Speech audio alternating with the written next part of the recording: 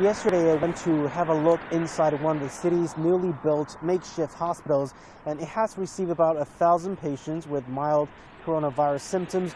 And doctors told me most of these patients are very cooperative, and some are very positive, even optimistic. And most of the patients can take care of themselves, so they don't need a breathing machine, so just medicines to ease their symptoms. So with medical workers taking care of them, of course, 24/7. Health experts say makeshift hospitals like this could save more medical resources to those in critical conditions, especially when a city's major hospitals are in a great need for more beds to receive and treat patients. This was once a cultural center known as the Wuhan Living Room. The city has turned it into a temporary hospital capable of receiving 2,000 patients with minor coronavirus symptoms. Medical workers are on 4 shifts, 6 hours each, 24/7. We left the hotel at 6:40 and came here at 7:30 to put on the suits. The shift starts at 8 a.m, ends at 2 p.m. Now it's after 2 because we need to wait for the others to take off their suits first. Health experts say there's no risk of cross-infection between patients, but for medical workers attending to at least 600 patients in these areas, their jobs require taking proper precautions. My colleagues take care of each other. They check to see if the gear is still intact. After we come in contact with the patients, we wash our hands.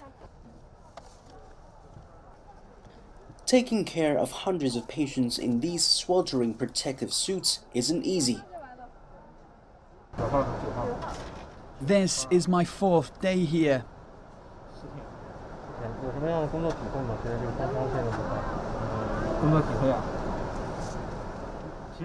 We take care of patients with mild symptoms. The workload is relatively lighter, but there are many patients, so still it's not an easy task. Experts say this might not be the perfect plan, but it's the most feasible right now.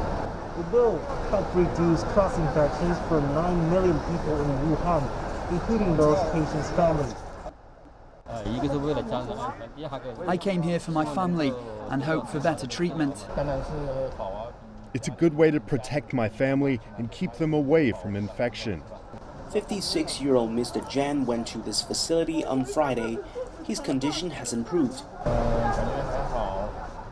I feel much better. I haven't had a high fever for days. I may have just a low one now. On the way out, I overheard a female patient's conversation with her family. The 50-year-old says she's lucky to be here. At first, I was shocked to know the diagnosis. I was terrified and cried all night. Then I came here and met my ward mates.